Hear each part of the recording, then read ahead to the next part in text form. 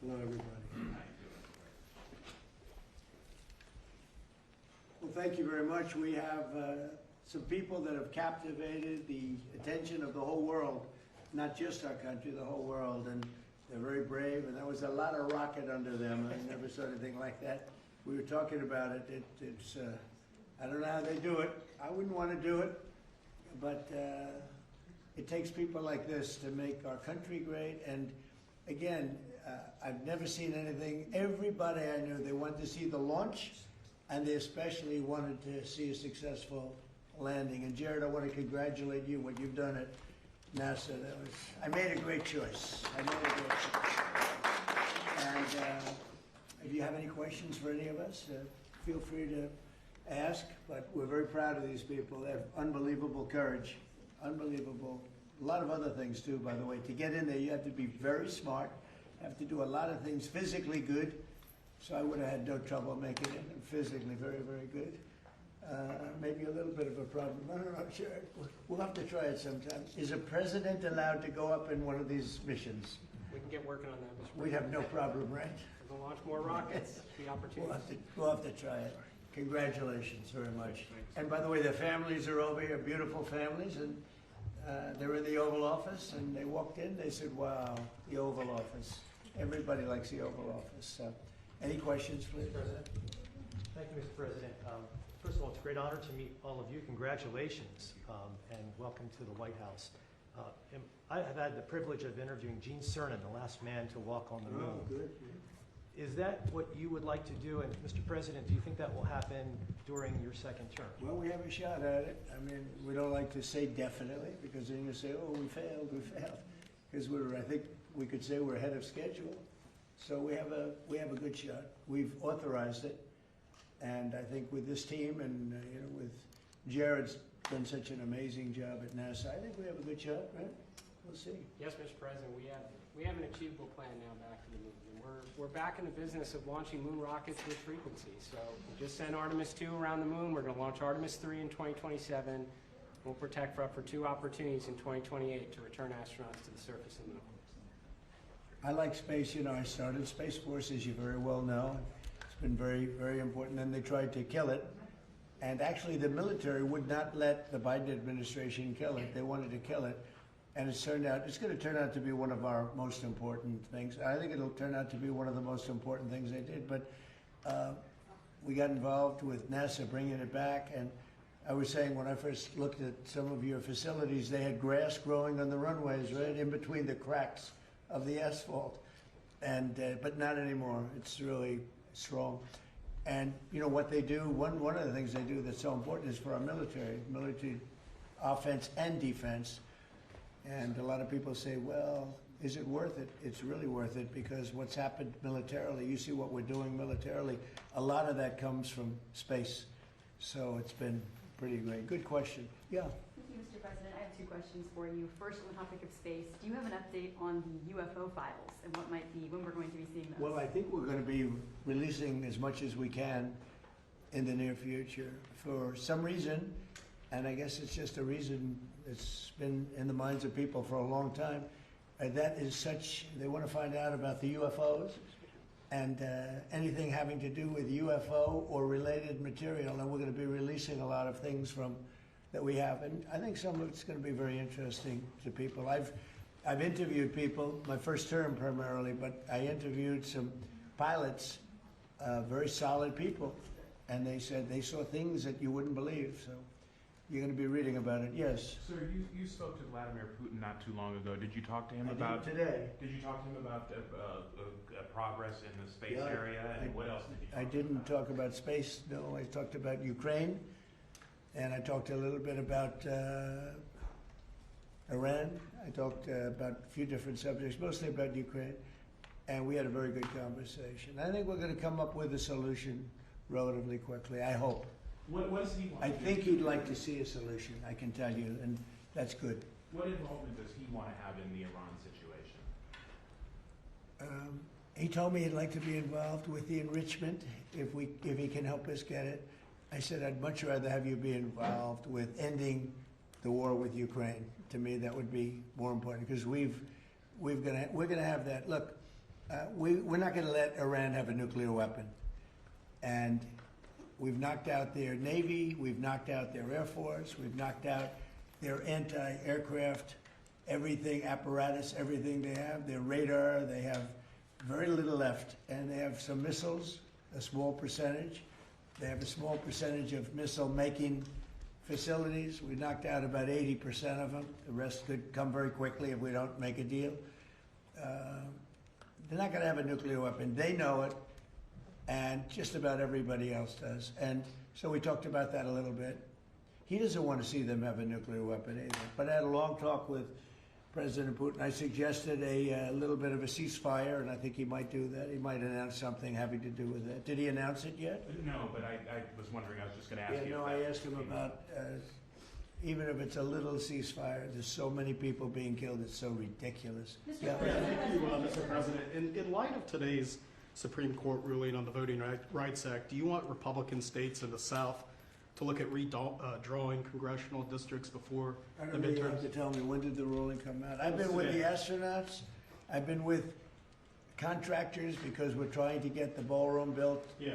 ahead of schedule. It's right on schedule. It's ahead of schedule now. I want to keep it that The way. ruling came out today. And I was also with commissioning some people, but one of, David Warrington's son, I don't know, you know David, everybody knows David. He's got this incredible son, so he was just sworn in, so we had other things. Tell me about what happened. Well, some think that the ruling could create more Republican-held congressional seats in the South. That's good. Yeah, would you That's the want kind them- of ruling I like. Would you want them to When did proceed? that happen? Well, the Supreme Court ruled on it this morning. Really? Is that right? Tell me about the ruling. Well, I have a question, This is Mr. CNN President. fake news. On your call with President Putin today, do you think the war in Iran ends first or the war in Ukraine? Well, we talked more about the war in Ukraine, but he would like to be of help. I said, before you help me, I want to end your war. So we had a good talk. I've known him a long time. I think he was ready to make a deal a while ago. I think some people made it difficult for him to make a deal, but we talked more about Ukraine. But which war do you think ends first? That's an interesting question. Coming from you, that's very interesting. Which war would end first? I don't know. Maybe they're on a similar timetable. I think Ukraine, militarily, they're defeated, okay? You wouldn't know that by reading the fake news, but militarily, look, their Navy. So they had 159 ships. Every ship is right now underwater.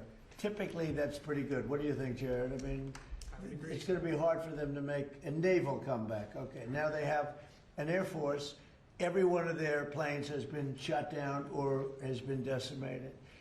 They have missiles, about 82% are gone, and they have drones, and most of them are gone. Most of the factories are mostly gone, and we have tremendous anti-drone equipment now, between lasers and that new, very special machine gun that knocks them out of the air like flies. And we use bullets instead of $1 million, missiles to knock out a $30,000 drone. So I would say Jared would tell me that with everything you just heard, typically we're in pretty good shape. And in addition, their economy is crashing. Their, as you know, their money, they call it their money, they don't have a name for it. Their money is valueless. They've got inflation that nobody's ever seen before. Other than that, I think they're doing quite well. If you read the New York Times, you'd say they're doing wonderfully because it's fake news. Or if you watch CNN, I mean, you cover it all the time. You think they're doing well. Do you think they're doing well where they have no Navy, no Air Force, no anti-aircraft apparatus, other than what they may have put there? They may have brought in some light stuff during the ceasefire, and we know exactly where it is, so it'll be knocked out within the first 15 minutes. You're about to Mr. President. Thank you very much, Mr. President. I want to go back to the Supreme Court ruling on the Voting Rights Act. I know you said you haven't seen it. When did it come out, just now? No, it came out this morning, but basically very much narrows the Voting Rights Act. Was it considered a win for a who? win for Republicans? I love it. absolutely. But my question... This is a very good, we can end this news conference right now. I want to read it. My question Wow. for you, Mr. President, is that some Republican governors have not responded in terms of what they're going to do. I guess early voting, for example, in Louisiana. Republican starts- governors, what? Republican governors. What about it? Early voting begins Saturday there, for instance. should they redraw the map in the next couple of I months? would. I mean, it depends. I mean, some states don't need to redraw, and some do. I mean, I know what the concept of the road. I just haven't seen the result.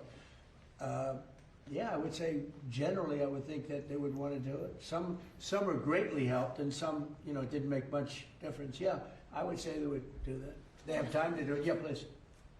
Thank you, Mr. President. I wanted to ask you, there's a lot of drama on the House floor today.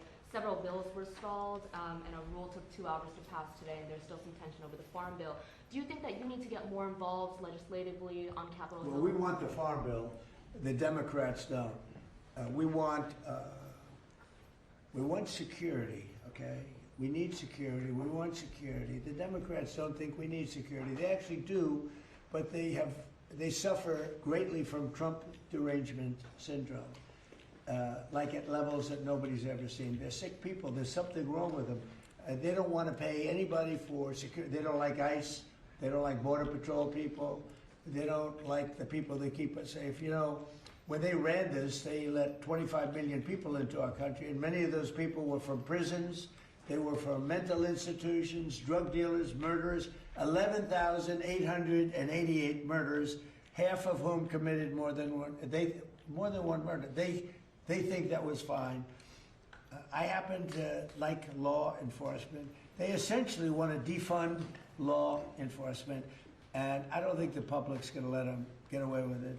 You know, we got it all approved in the great big beautiful bill, and they want to renegotiate. We don't like that. Yeah. Yesterday, Mr. President, the King's speech that he made to Congress, he spoke strongly, forcefully about the necessity for a strong NATO alliance. He also spoke about the necessity to continue to support Ukraine. Did his speech in any way change your thinking on either of those issues? Well, you have to understand, my thinking is, I think, exactly correct, but I was very disappointed with the fact that when we called on them to give us a little hand, we didn't need it. I actually did it just to see whether or not they'd be there. When we called on NATO to give us a hand with Ukraine, and in particular the most recent, you know, we asked them to do certain things on Ukraine, and we also wanted them to do things with Iran. And on Ukraine, they're very much involved, but they didn't do things the way we would like to see it. You know, it's been going on for a long time. And on Iran, they weren't there. As you know it better than anybody. They weren't there. The King is fantastic. We spent a lot of time together. We had a lot of talk. We talked about this also. And he loves his country, and he's a great king, and he's a great friend of mine. And I think if he were doing that, if that were up to him, he would have probably helped us with Iran. He would have followed the suggestions we made with respect to Ukraine, because, you know, we have some disagreements on Ukraine, and not having to do with NATO so much as European countries.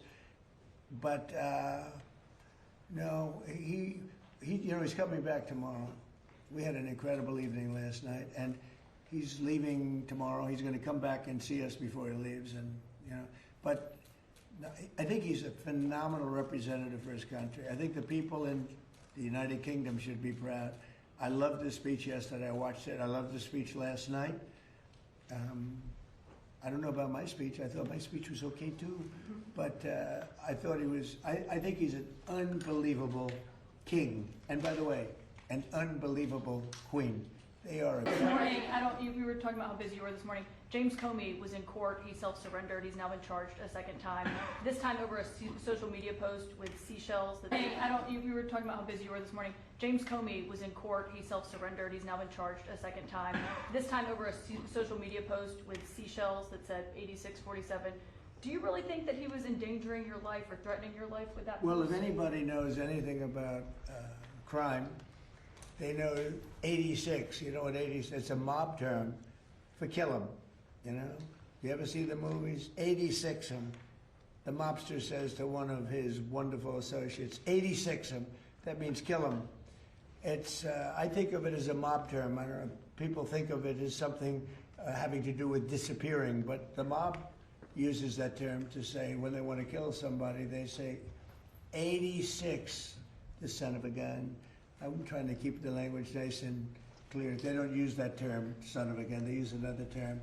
but that's a mob term for kill him. Yeah, But do you really think your life was in danger? 'Cause that's the probably. I argument. don't know. You know, based on what I'm He was seeing out there, yeah, seashells.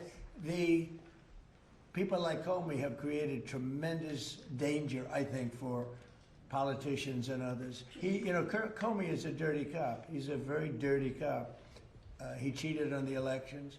He tried to help Hillary Clinton, as you know. He dismissed a lot of things that he should have proceeded with. I wasn't involved, but he should have proceeded with. No, he's a dirty cop. He's a crooked man, yeah. Mr. President, you just described there's been disagreement between the U.S. and Keir Starmer on support for Iran. Did your visit with the king smooth that over or create any warmth? My visit with the king really was it was extraordinary. I mean, he's an extraordinary man. He's an extraordinary person. And yeah, it helps from the standpoint that, when you like the king of a country so much, it probably helps your relationship with the prime minister. But, in that case, the prime minister, I said, do you want to send a little help? He said, no, we'll send it after you win the war. I said, that's not good. That's not good.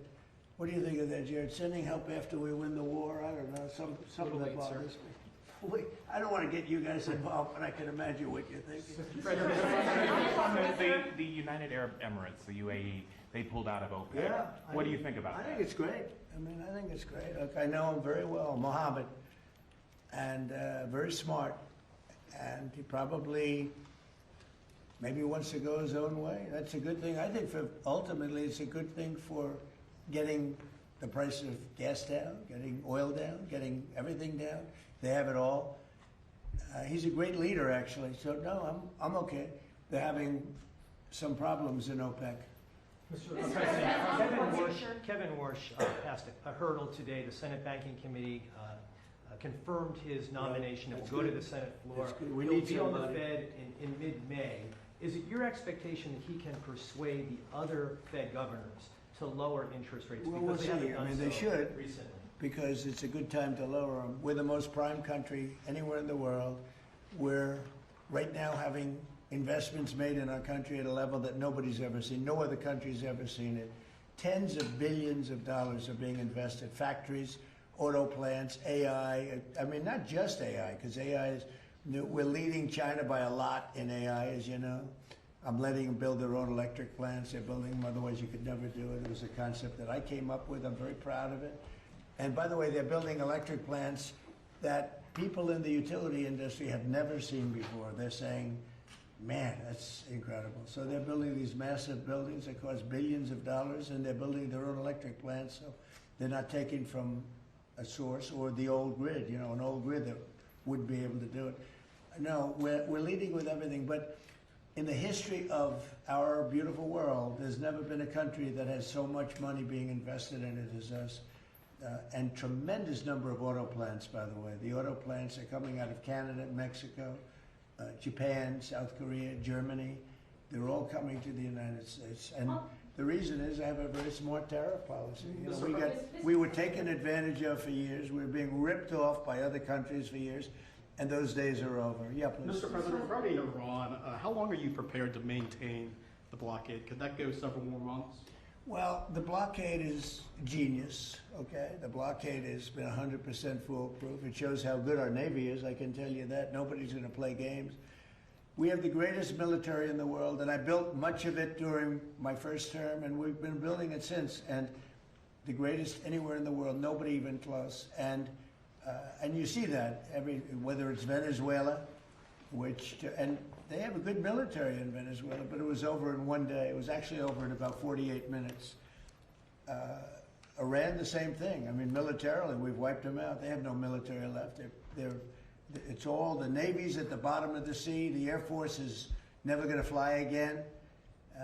We've got an amazing military. Now they have to cry uncle. That's all they have to do. Just say, we give up.